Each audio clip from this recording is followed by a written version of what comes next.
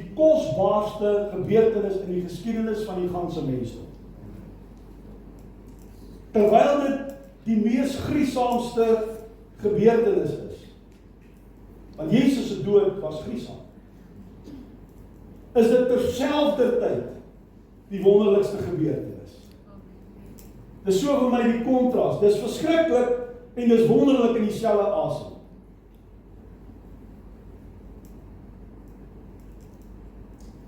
Reg oor die wêreld, in vele samelewings, word dinge gevier. Lande sal 'n sekere dag hou en hulle sal iets vier. En verskeie volke reg oor die wêreld.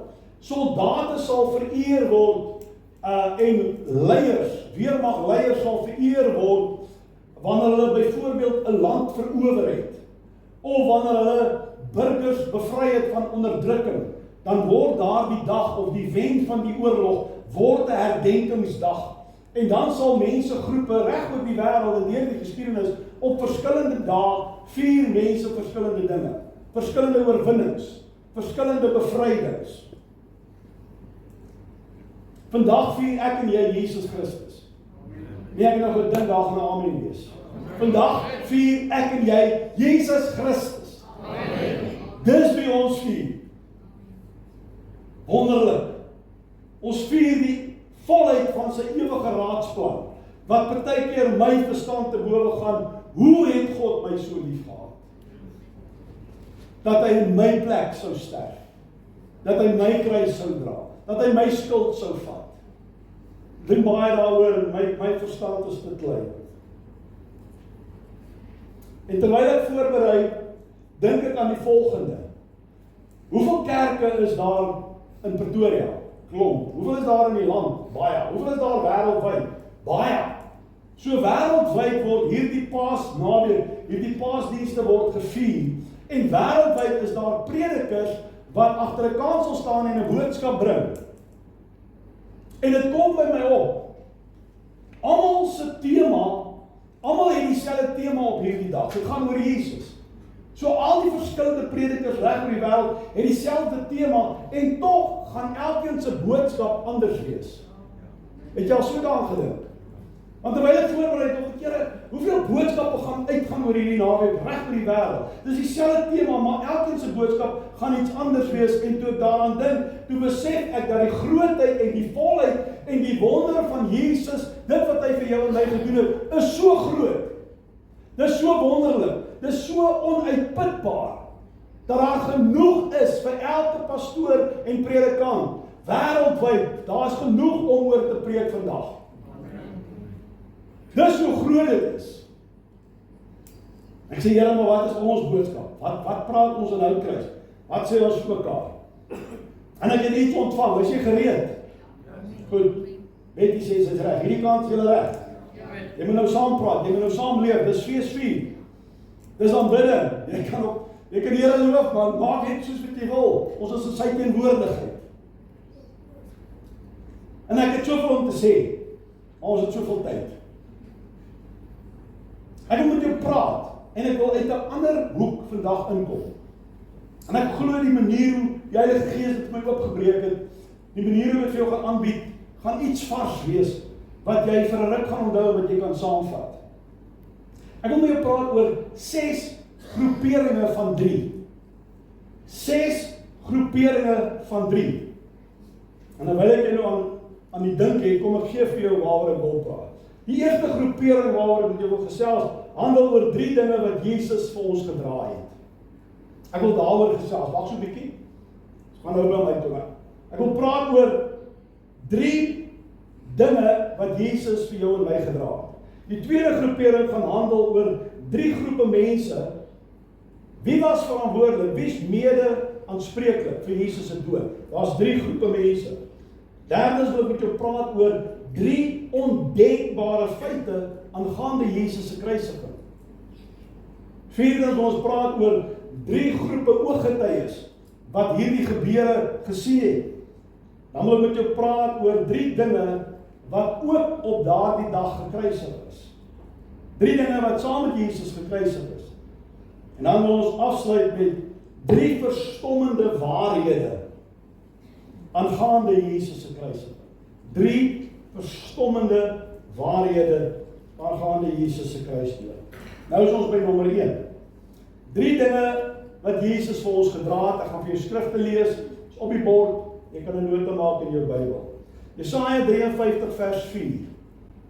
Nogtans het hy, sê saam met my, ons krankhede op hom geneem, en ons smarte, die het hy gedra. Ons ken die skrif, maar gedink 'n bietjie saam met my dieper hieroor. Op hom geneem, op hom gedra, beteken ontvang, hy het dit ontvang. Dit beteken hy het dit aanvaar. Dit beteken hy het dit vir ons lig gemaak, ons las lig gemaak. Hy het dit vergemaklik, hy help, hy dra. Dis wat dit beteken. Hy ontvang, hy aanvaar, hy vergemaklik, hy help, hy dra. Ons siekte, ons smart. Krankhede en smarte beteken angs, rampspoed, siekte, hartseer, beproewing, pyn, dinge wat ek en jy deurmaak. Ons verstaan hierdie goed. Is dit lekker om alleen hartseer te wees? Is pyn lekker? Is dit vir jou lekker ervaring as daar pyn in jou hart is? Is dit vir jou lekker om, wanneer jy onder beproewings te gaan, is dit vir jou lekker om jou beproewings alleen te dra? Dat dit vir jou voel, ek is alleen in hierdie wêreld.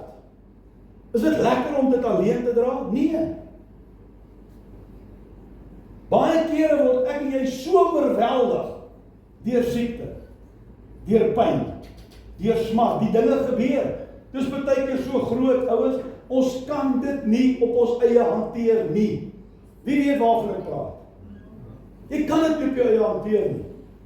En Jesus aan die kruis van Golgotha kom dra ons siekte, kom dra ons smarte. Wat sê dit vir jou en my, wanneer ek en jy pyn ervaar, wanneer daar siekte is, kan ons na hom toe gaan en ons hoop op hom plaas. Maak dit vir jou sin? Dit moet jou opgewonde maak. En Jesus is siek gemaak.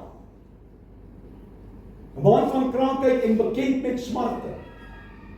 Alles wat ek en jy deurmaak, Jesus het dit op die hoogste vlak, het hy dit deurgemaak. Is dit nie lekker as die Here ons las lig maak nie? Wonderlik. Dis die eerste ding wat Jesus vir jou en my gedra het. Neem dit met jou saam. Die tweede ding wat Jesus vir ons gedra het, is ons skuld. My skuld en jou skuld. Jesaja 53 vers 11. Deur sy kennis sal my knegt, die regverdige, baie regverdig maak, en hy sal hulle skuld dra. Ons het reeds gesien wat beteken dra. Dra beteken ek ontvang dit. Ek aanvaar dit. Christus ontvang dit. Hy aanvaar dit.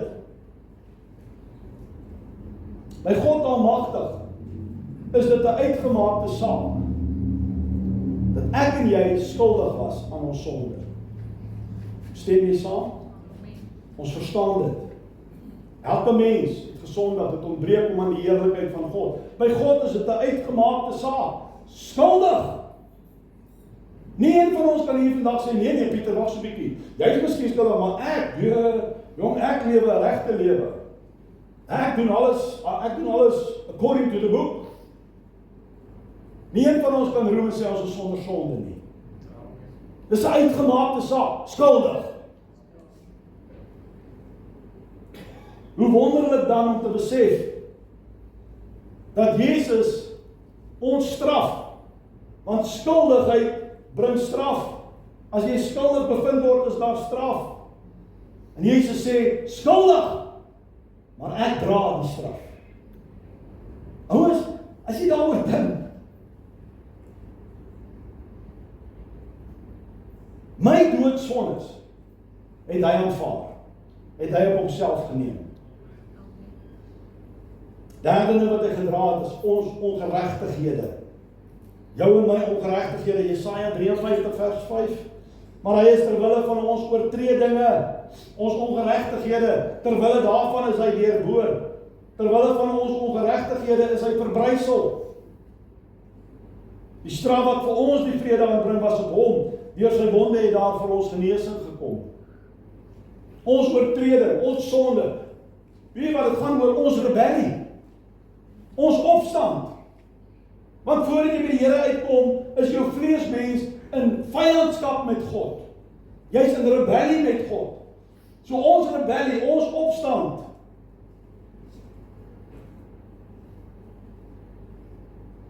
Alle forme van sonde het Jesus op hom gedra. Here, dankie. As ek en jy vir 'n oomblik, dink daaraan, gemeente, as ek en jy vir ons eie sondes moes boet, hoe sou ons straf gewees het? Lig of erg? Sodat ek nou maar sulke menslike terme kan uitdruk. Die derde groepering, of die tweede groepering van 3. Om ek praat met jou.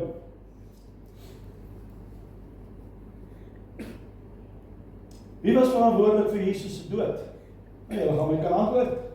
Nommer 1, die Romeinse soldate, ja. Onder leiding van Pilatus. Die Romeinse soldate was verantwoordelik, meer aanspreeklik vir die dood van Jesus Christus. Kom ek lees vir jou, Markus 15:15. En omdat Pilatus aan die skare hulle sin wou gee, want die skare het gesê, kruisig hom. Omdat hy aan hulle die skare hulle sin wou gee, het hy Barabbas vir hulle losgelaat, en nadat hy Jesus laat gesel het hy hom oorgelewer om gekruisig te word. Vir die Romeinse soldate, onder aanvoering van Pilatus, was dan verantwoordelik. Ons weet dit. Wie was nog verantwoordelik? Julle weet, die Jode. Die Jode was verantwoordelik. Kom ek lees dit vir jou. Matteus 26, lees saam met 'n paar verse. En die wat Jesus gevange geneem het hom weggelei na Kajafas, die hoofpriester, waar die skrifgeleerdes en die ouderlinge vergader het. Dis die Jode, die Joodse raad, hulle is by mekaar, word die Sanhedrin genoem. En die owerpriesters en die ouderlinge en die hele raad, die Jode, het valse getuies teen Jesus gesoek om hom dood te maak en hulle het niks gevind nie. Maar op laas kom daar 2 valse getuies en sê, hierdie man het gesê, ek kan die tempel van God afbreek en dit in 3 dae opbou. Weet jy wat, dit was die beste getuie wat hulle valse, van die valse was dit die beste een. Hulle kon niks kry nie, toe kom hierdie 2 ouetjies. Vers 62. Daarop staan die hoofpriester en sê aan hom, antwoord u niks nie, wat getuig hierdie manne teen u? Maar Jesus het stil gebly. En die hoofpriester antwoord en sê vir hom, hoor nou mooi, ek besweer u by die lewende God, dat u vir hom sê of u die Christus, die Seun van God is.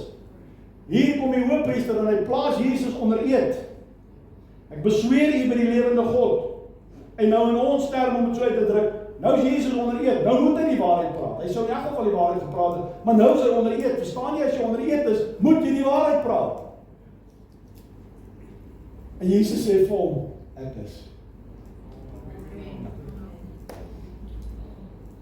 Ouers, kry nou daai prentjie. En die hoofpriester skeer sy klere sê, het julle hierdie godslastering gehoor? Ons het niks meer nodig nie. So hy is skuldig, hy moet die doodstraf kry.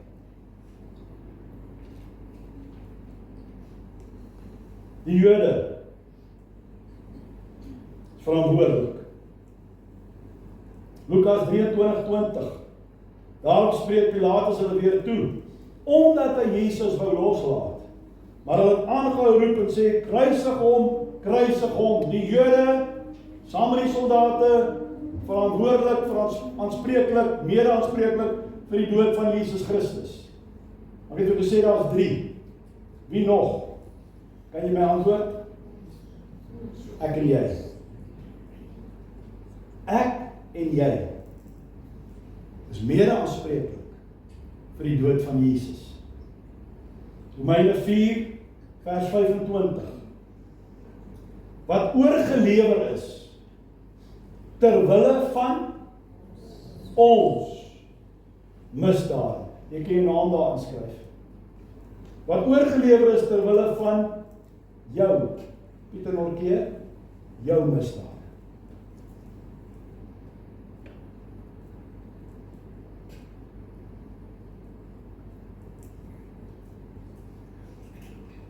Hoe wonderlik om te dink, dat Jesus, ter wille van my redding, jou redding, die kruis verdraai het. Dat hy die kruis verduur het. Ons was ook skuldig aan dit. 3. Kom ons praat oor 3 ondenkbare feite. Amper ondenkbaar. Aangaande die kruisiging van Jesus Christus. My pa, toe hy geleef het, wonderlike vriende gehad, en hy het een vriend in besonder gehad. Dit was oom Herman Visser. In daai tyd by Messina het hy geboer, buite Messina het hy geboer. En hy was my pa se boesemvriend. Baie vriende gehad. Oom Herman Visser en my pa het 'n besonderse vriendskap gehad. En eenmal 'n jaar dan my pa die voorreg gehad om daar te gaan jag op sy plaas, en ek was klein mannetjie, dat ek partykeer saam gegaan. Wat my opgeval het was, wanneer my pa en oom Herman by mekaar groet, het hierdie 2 mans, volwasse mans, mekaar gesoen groet. En dit was vir my aanvanklik snaaks. Want mans soen mos nou nie. Dit was nou vrouens wat soen groet.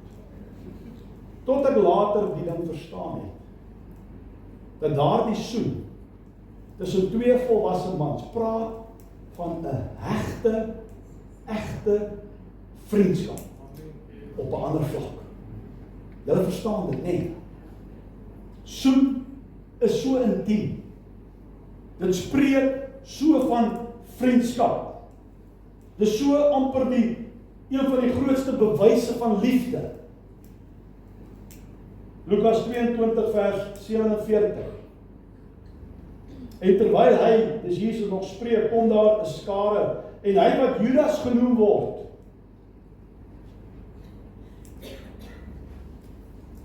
een van die 12, het voor hulle uitgeloop en nader gekom na Jesus om hom te soen.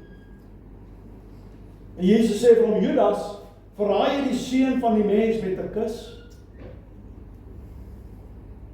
Ouens, die hoogste vorm van 'n opregte vriendskap word die hoogste vorm van verraad. Ondenkbaar. Vir my is die tweede ondenkbare feit aangaande Jesus se kruisiging, en ons het dit nou reeds behandel, dat die Jode, die geestelike leiers, die hoofpriester, in ons taal uitgedruk, die kerk, in ons taal, moderne, die kerk, in hierdie tyd die Jode, was nog nie die kerk, maar die Jode, die Joodse leiers, dat hulle Jesus arresteer. Vals, dit was nie eens 'n regverdige verhoor nie. Hom valslik beskuldig, hom skuldig bevind en ter dood veroordeel. Sy eie mense. Kan jy jou indink? Dis ondenkbaar. Johannes 1 vers 11, hy het na sy eiendom gekom, en sy eie mense het hom nie aangeneem nie. Die derde ondenkbare feit aangaande Jesus se kruisiging is dat Jesus in sy donkerste oomblik verloor sy beste vriende. Ons ken die verhaal van Petrus. Kom ek lees vir jou, luister mooi saam met my. Matteus 26 vanaf vers 31. Toe sê Jesus vir hulle, julle sal almal in hierdie nag aanstoot neem aan my, want daar is geskrywe, ek sal die herder slaan en die skape van die kudde sal verstrooi word.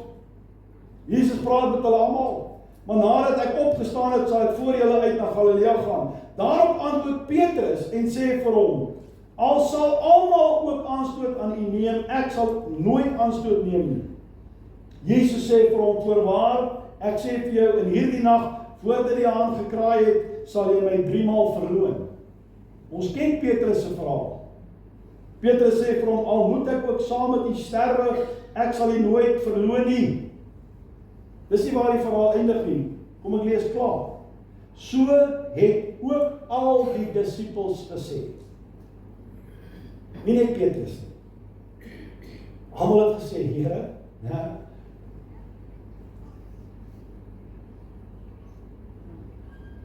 Ondenkbaar. Nommer 4.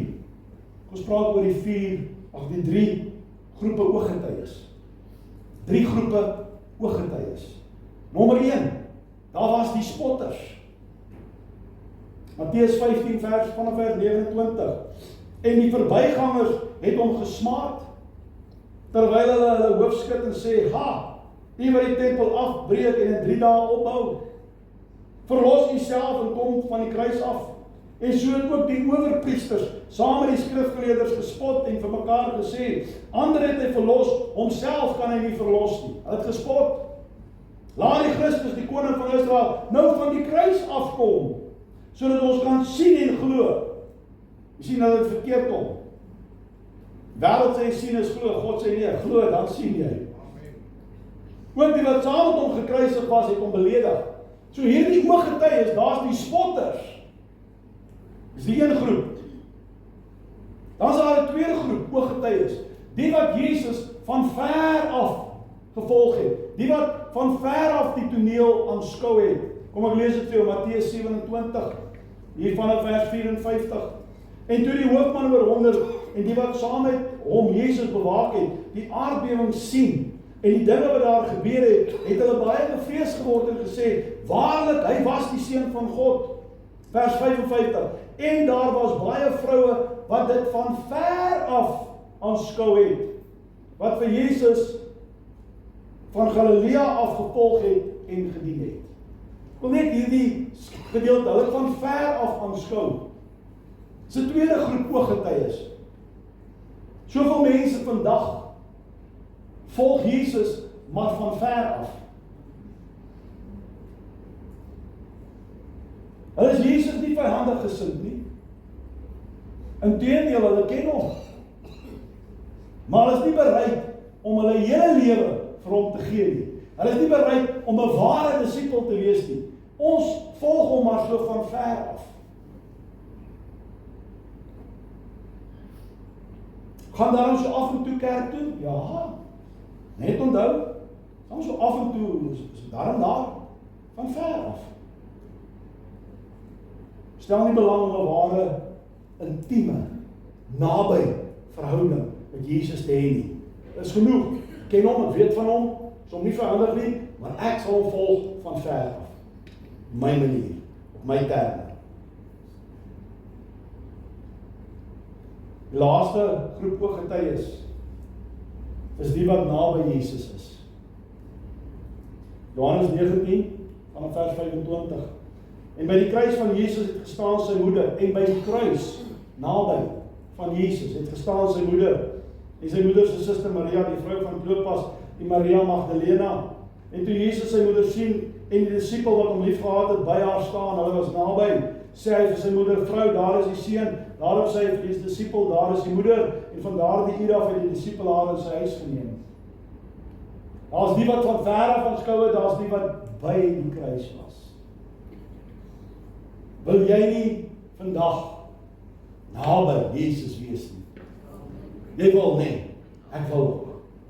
Ek wil naby Jesus wees. Nie van ver af. Wil nie met ons spot nie. Wil nie deel wees van die wêreldse stelsel nie. Ek wil naby verhouding met Jesus hê. Vandag gedenk ons sy dood. Sondag is weer ons Paas, sy opstanding. Ons gaan om die nagmaaltafel sit, ons gaan saam daarvan eet. Ons gedenk, ons vereenselwig ons met Jesus, as ek reg gemeente. Ons wil 'n naby verhouding met hom hê. Tweede laaste punt. 3 dinge wat saam met Jesus gekruisig was daardie dag. Dr. Lemmer Du Plessis gee lering hieroor. En hy praat van die sigbare dinge wat gebeur het. Die kruisiging, die geeseling, die spies in die sy, dit wat hulle met hulle fisiese oë kon sien. Dan praat hy ook van die onsigbare, dit wat in die geestesdimensie gebeur het. so te sê onder die oppervlak, wat jy nie onmiddellik kan raak sien nie. En dit het my hart so gestig en ek wil dit met jou deel. Die eerste ding wat saam met Jesus gekruisig was op daardie dag, is die skuldbrief.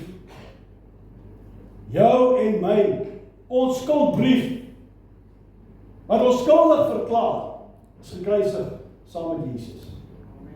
Wat is die skuldbrief? Die skuldbrief is die wet. Die 10 gebooie. Ons sal eendag daaroor verder uitbrei, maar ek wil dit net nou noem. Lees saam met my Kolossense 2 vers 14.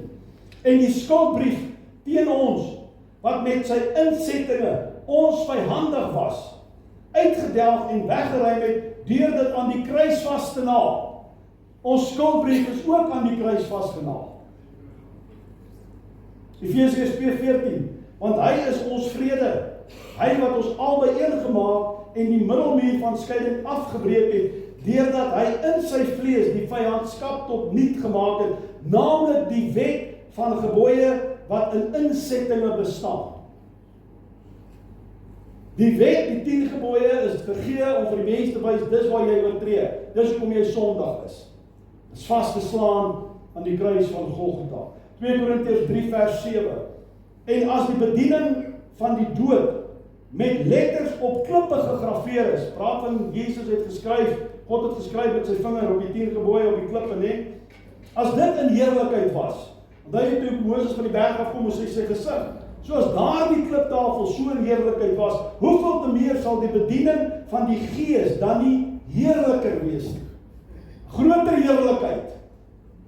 Wie wat beteken dit? Ouens, ons verstaan nou wat sê die letter maak dood, maar die Gees maak lewend. Dis waar dit vandaan kom. Ons hou nie net 'n stel gebooie nie, God se Gees woon in ons. En die Heilige Gees sê vir ons wat is reg en verkeerd. Galasiërs 5 vers 1, word nou juist lief vir hierdie skrif. Staan dan vas in die vryheid waarmee Christus ons vrygemaak het, en laat hulle nie weer onder die juk van diensbaarheid bring nie. Ouens, ek en jy is vry. Wow, okay. Sal ek amen sê? Waar is julle? Is jy vry? Of course. Vry van die wet, vry van die Joodse feeste, vry van die Sabbat, ons gaan praat. Ons is nie meer onder dit nie. Ons is vry in Christus. Jy moet dit verstaan, is 'n geweldige groot waarheid. Ek raak net so liggies hier aan. En dit is gekruisig saam met Jesus aan die kruis. Tweede ding wat gekruisig is saam met Jesus aan die kruis, is die vlees. Die ou mens. Ag, iemand moet sê, amen, dankie Here. Die ou norkie is gekruisig. Amen.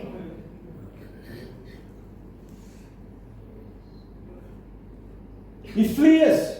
Galasiërs 2:20. Ek gee vir jou skrifte, ouens, ons gedenk, ons praat oor wat gebeur het. Is dit reg met jou? Galasiërs 2:20. Ek is met Christus gekruisig.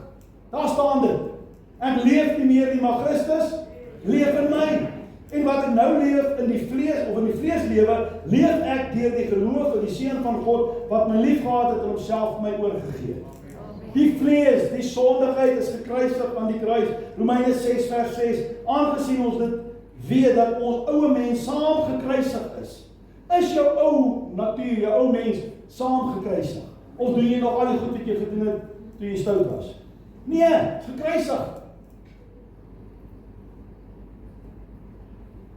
Die letterlike betekenis, ek en jy is dood vir die sonde.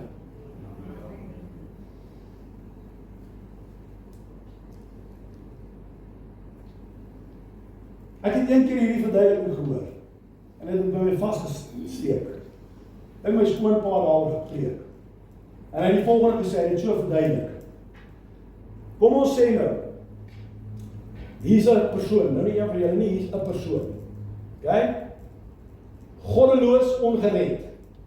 Saterdag is drinkdag. Right? Saterdag is rugby kyk, drink en rook, en dan vloek ons sommer as die ouens verloor, en weet, ongered. Hier is die persoon. Sit daar aan sy lekker gemak, stoel, kortbroek in die wessie, maag hang uit, En die sigarette bakkie is nou hoop nou al op. En die drankbottel is ook nou leeg en die volgende is al gaan haal en pa's al lekker op 'n stasie. En ewe skielik kry hy hartaanval en hy sterf. En dieselfde stoel, hier sit hy. Dood. Vraag nou, het daai sigaret wat nog daar brand, kan dit nou nog 'n invloed op hom hê? Kan dit hom verlei? Nee, dit kan nie, hy is dood. Die bottel wat half gedrink is, die glas wat half leeg staan, kan daai drankie nog 'n bekoring vir hom inhou? Kan dit hom nog verlei? Nee, hy is dood. Weet jy hom? Ons is dood vir die sonde. Die sonde kan ons nie verlei nie. As jy jouself reken dat jy dood is, dat jy in die kruis van Golgotha saam met Jesus, ons verstaan die konteks, saam gekruisig is jy dood. Jy gaan nie jou liggaam weer stel om verkeerde goed te doen nie. Dit het nie invloed op jou nie. Dit moet ons verstaan, want as jy verstaan, gaan jy so lewe. En dan gaan die sonde nie so maklik aan jou kom plak nie. Want jy gaan sê, nee, dood, ek is dood vir die sonde. Dood vir die verkeerde, maak dit vir jou sin. En dit dan die laaste een. Laaste ding wat saam met Jesus gekruisig is, wat ons nie kan sien nie, in die onsigbare en die geestelike, is die wêreld is saam met Jesus gekruisig. Kom ek lees dit vir jou, Galasiërs 6:14. Maar wat my betref, mag ek nooit roem nie, behalwe in die kruis van ons Here Jesus Christus, deur wie die wêreld vir my gekruisig is en ek vir die wêreld. Kan die blink en die skitter, as die wêreld gekruisig is die wêreld dood. Kan die dood 'n bekoring inhou vir jou? Kan nie. Hy is dood. Jy moet dit so sien, jy moet dit so prakties beleef en 'n deel maak van jou lewe. Dis God se manier om jou en my te help om nee te sê vir sonde, om nee te sê vir die wêreld. Want die wêreld is gekruisig, die vlees is gekruisig, dis dood. Die sonde kan nie meer invloed op dit hê nie. Is die Here goed? Amen. Jy het gehou tot by die laaste punt. Ek het vir jou buurman, buurvrou, sal hy nog met ons? Ek het gesê, ek wil praat oor 6 groeperinge van 3. Hier is die laaste een, nommer 6. 3 verstommende waarhede aangaande Jesus se kruisdood. 3, dink saam met my, verstommende waarhede. Ouens, hier is 'n vraag. Wat maak die kruisiging van Jesus so merkwaardig? Kom ek kwalifiseer my vraag. Kruisiging was 'n algemene metode wat die Romeine gebruik het vir teregstelling. Daar's duisende mense gekruisig. Jy weet dit. Jesus is gekruisig. So wat maak Jesus se kruisiging tussen al die ander duisende kruisigings? Wat maak Jesus se kruisiging so merkwaardig?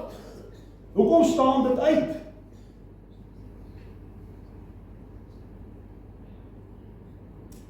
Een onmiddellike antwoord sou wees, goed, onthou Jesus is gekruisig nie vir sy eie oortredings nie. Dit maak dit anders. Ons kan aanvaar dat al die ander ouens dalk skuldig was en hulle vir hulle eie oortredings tereggestel is. So daar's 'n verskil. Ouens, daar's veel meer as dit. Jesus se kruisiging was nie net 'n teregstelling, 'n ritueel in die orde van die dag daai tyd nie. Jesus se kruisdood, hy was geoffer. Dis die verskil. Hy was geoffer.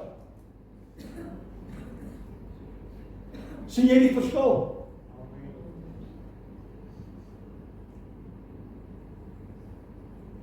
En een van die mees verstommendste waarhede is dat Jesus is deur God die Vader geoffer.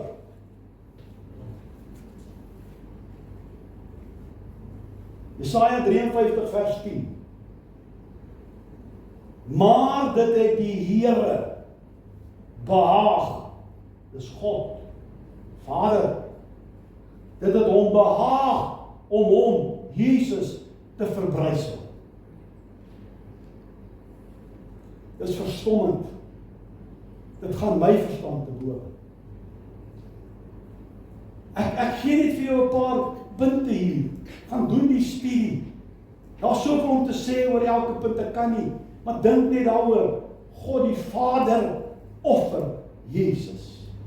En hier is die skrif, dat hy die Vader behaag, Here. Daai woord is God die Vader. Om hom te verbrysel. Handelinge 2:23. Hom, Jesus, wat deur die bepaalde raad en voorkennis van God oorgelewer is. Dan Johannes 3 vers 16 wat ek en jy ken, want so lief het God die wêreld gehad, dat hy wat gedoen het? Jesus gestuur het, vir wat? Ons weet hoekom Jesus aarde toe gekom het. Dit is verstommend om te dink, God die Vader, Jesus geoffer. Die tweede verstommende ding om oor te dink, Jesus het homself geoffer. Hy het homself beskikbaar gestel om geoffer te word. Johannes 10 vers 11. Ek is die goeie herder, en die goeie herder lê sy lewe neer vir sy skape. Efesiërs 5 vers 2.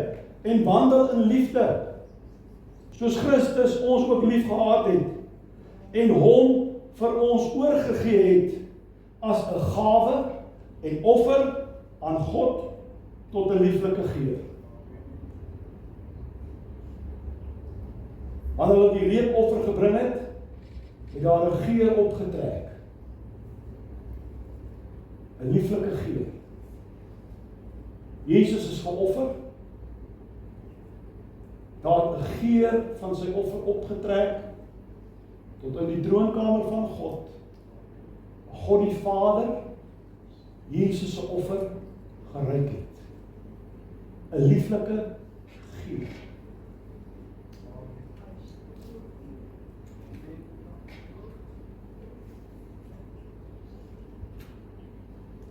Daarom word ek en jy aangemoedig, kind van God.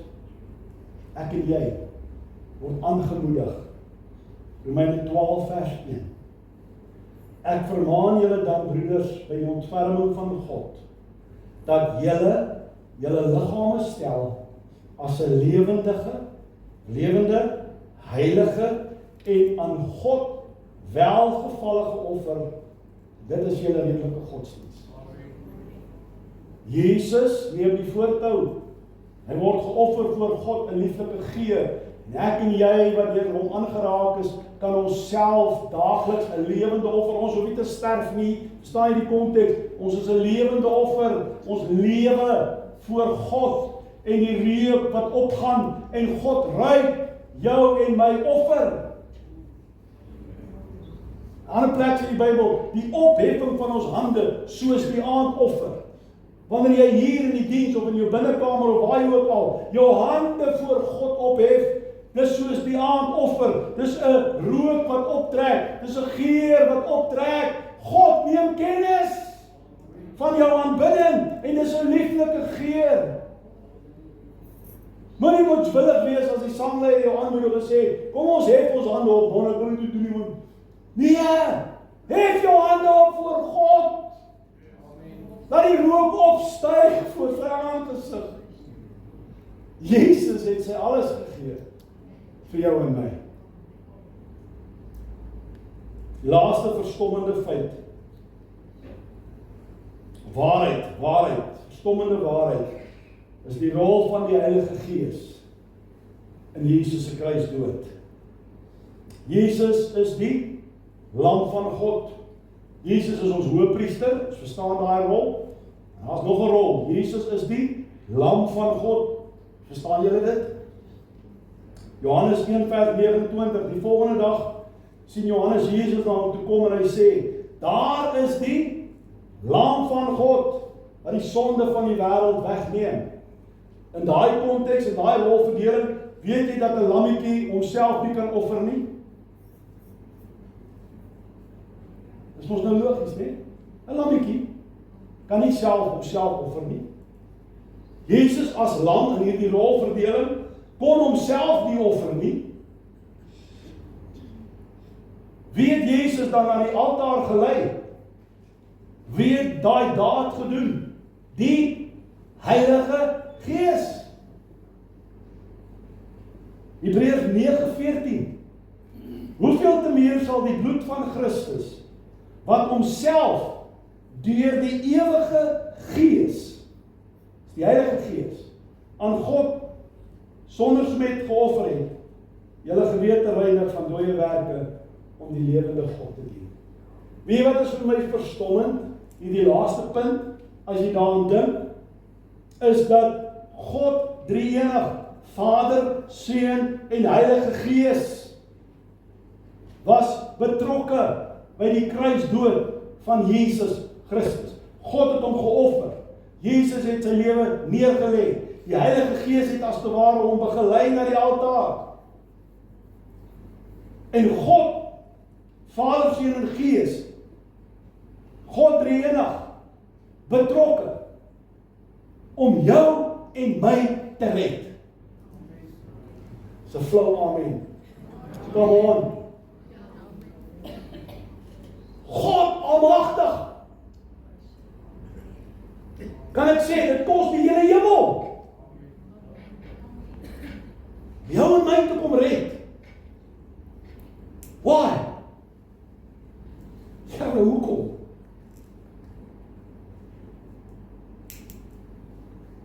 Want so lief.